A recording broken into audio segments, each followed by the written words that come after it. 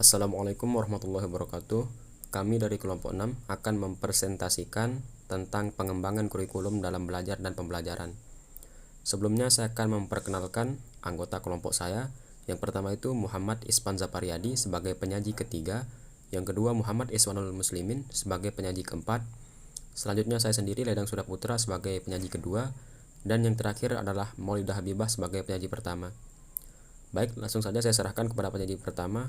Padanya dipersilahkan. Pengertian kurikulum. Kurikulum adalah seperangkat rencana dan pengaturan mengenai sisi dan bahan pembelajaran yang digunakan sebagai pedoman dalam penyelenggaraan kegiatan belajar mengajar. Konsep pengembangan kurikulum. Proses pengembangan kurikulum ialah kebutuhan untuk menspesifikasi peranan-peranan lulusan yang harus dilaksanakan pada bidang pekerjaan tertentu. Kurikulum yang baik adalah kurikulum yang bersifat keberkesinambungan.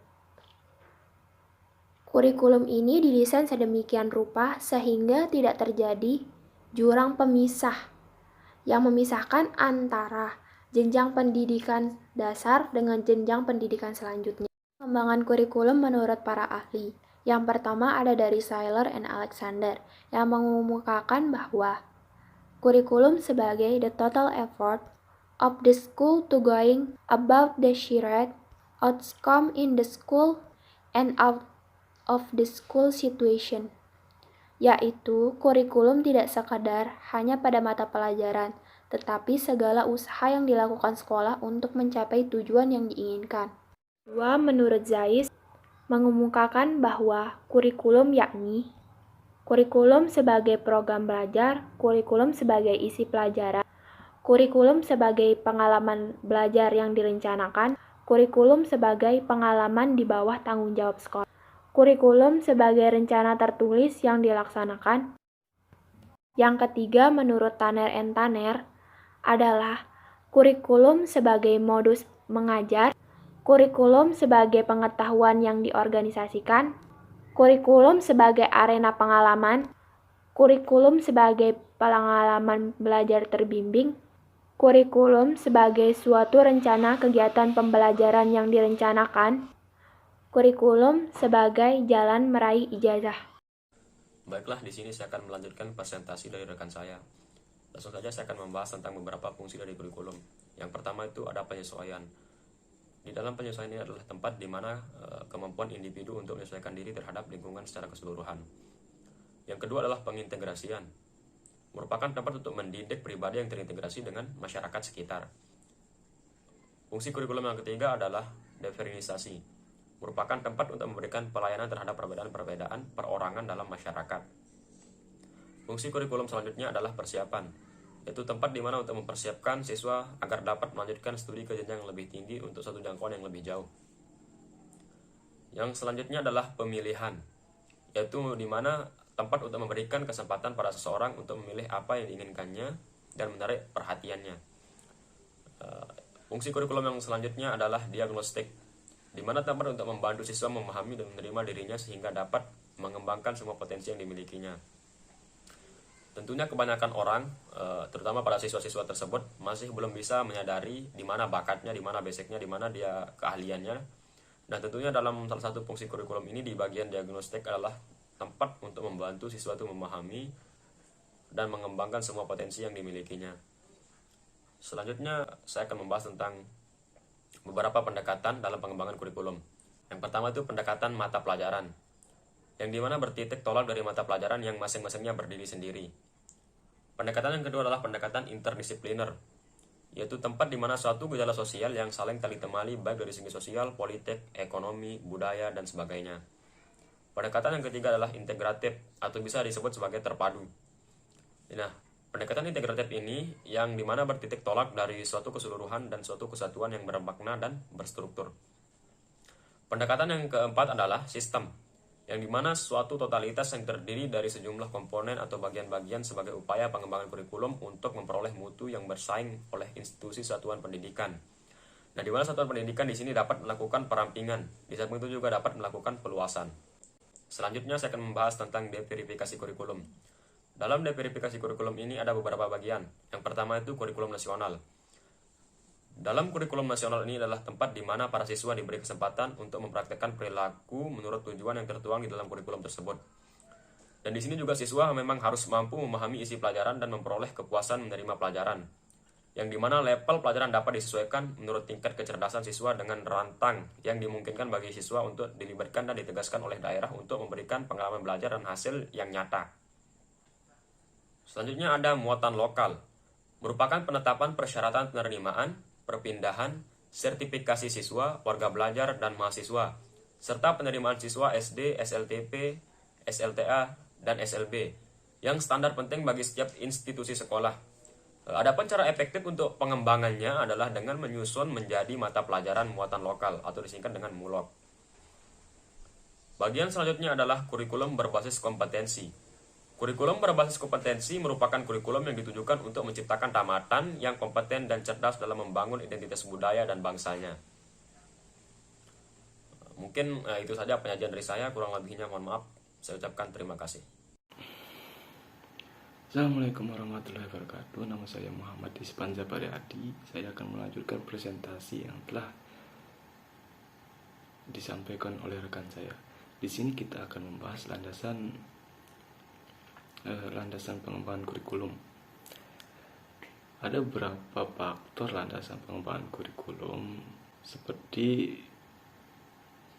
yang pertama, landasan filosofis. Landasan filosofis ini ialah suatu kehendak masyarakat yang bersumber pada nilai yang mengarah pada pendidikan.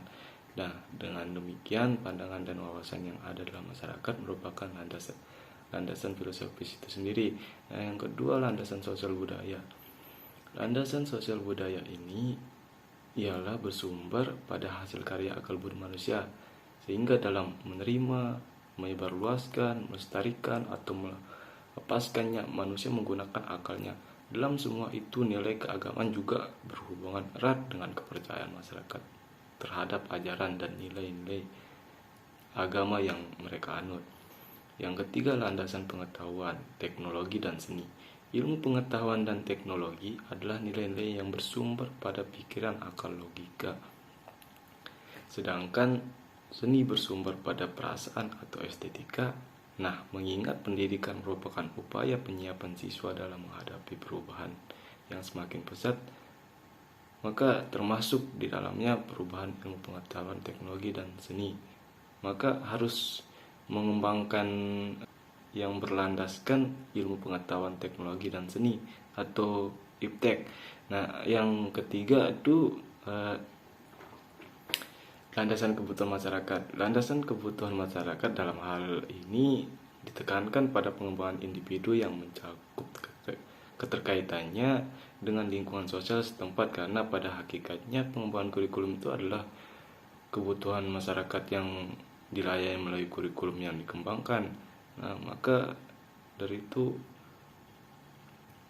harus makin ditekankan. Nah, untuk yang kelima, landasan perkembangan masyarakat. Di dalam landasan perkembangan masyarakat, di sini melibatkan IPTEK, karena IPTEK sangat mendukung perkembangan dan kebutuhan masyarakat, dikarenakan perkembangan masyarakat akan menuntut tersedianya proses pendidikan yang sesuai dengan perkembangan masyarakat.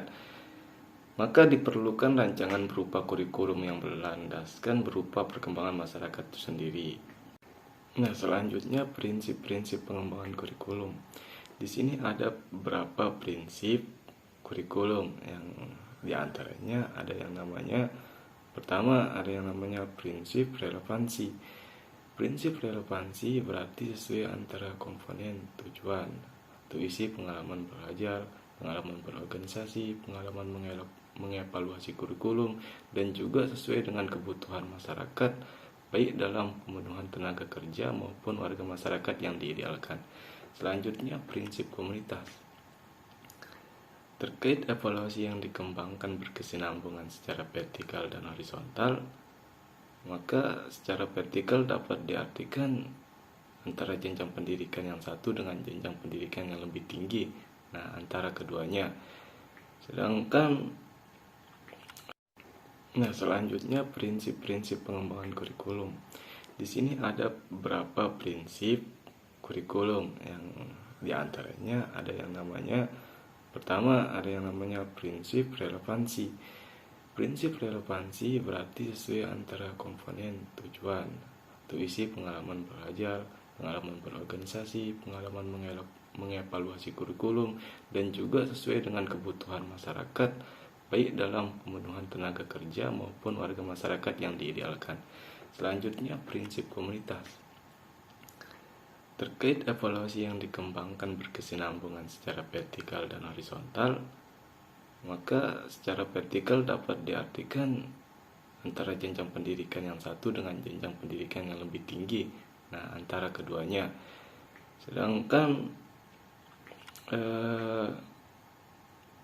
Sedangkan berkesinambungan secara horizontal dapat diartikan pengembangan kurikulum jenjang pendidikan dan tingkat atau kelasnya itu sama, tidak terputus-putus. Nah, selanjutnya prinsip fleksibilitas. Prinsip fleksibilitas ialah para pengembangan kurikulum harus menyadari bahwa kurikulum harus mampu disesuaikan dengan situasi dan kondisi setempat dan waktu yang selalu berkembang tanpa merombak tujuan pendidikan yang harus dicapai. Selanjutnya, prinsip berorientasi pada tujuan. Prinsip berorientasi pada tujuan ini mengandung aspek-aspek pengetahuan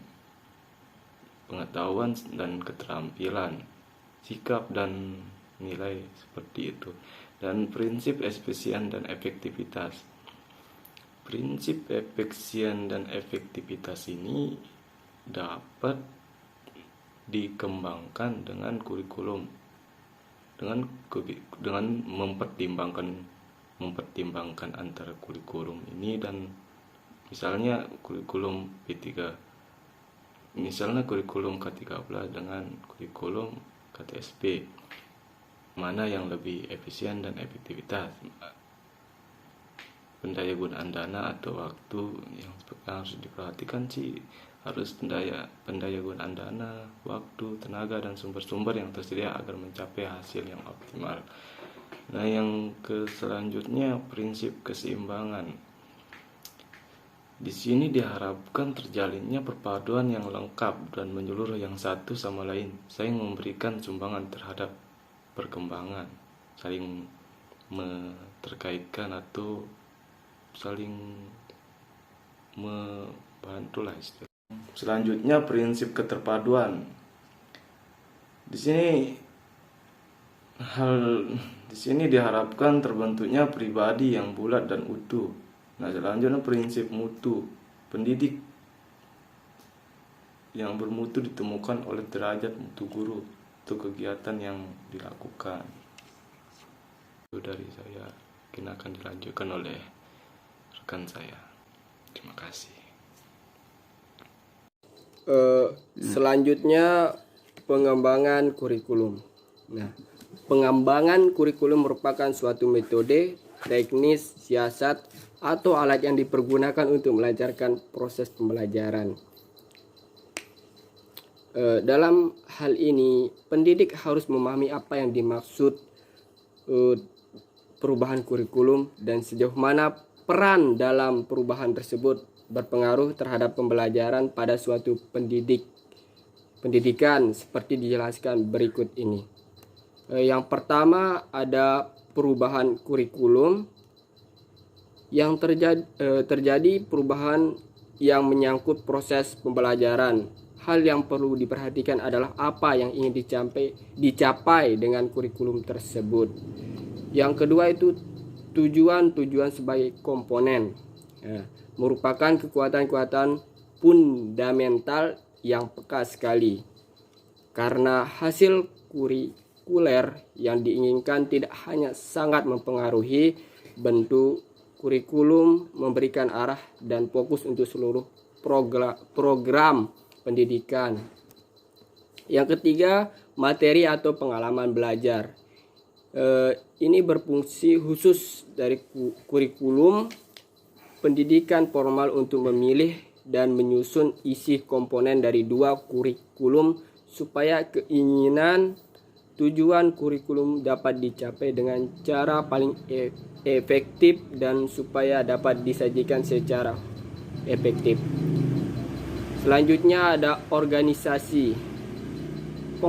Pengorganisasian merupakan kegiatan yang sulit dan kompleks. Sukar dan kompleksnya pengorganisasian kurikulum digunakan kegiatan tersebut bertalian dengan aplikasi semua pengetahuan yang ada tentang pertumbuhan dan perkembangan peserta didik dan masa proses pembelajaran. Selanjutnya ada yang terakhir, evaluasi. Ini ditunjukkan untuk melakukan evaluasi terhadap belajar siswa maupun keefektifan kurikulum dan pembelajaran.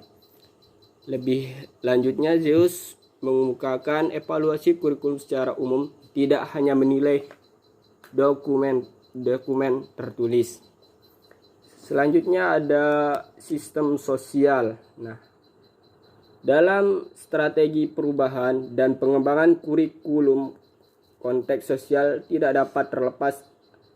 Artinya, sistem sosial masyarakat berpengaruh langsung dalam perubahan kurikulum. Selanjutnya ada pembahasan komponen-komponen pelaksanaan kurikulum. Untuk menerapkan semua tugas yang relevan dalam pengembangan kurikulum ada beberapa komponen pelaksanaan kurikulum yang memainkan peran penting.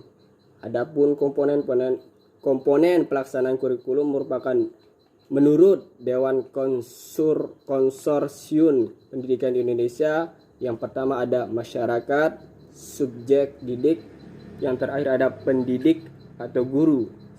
Sekian dari saya. Terima kasih.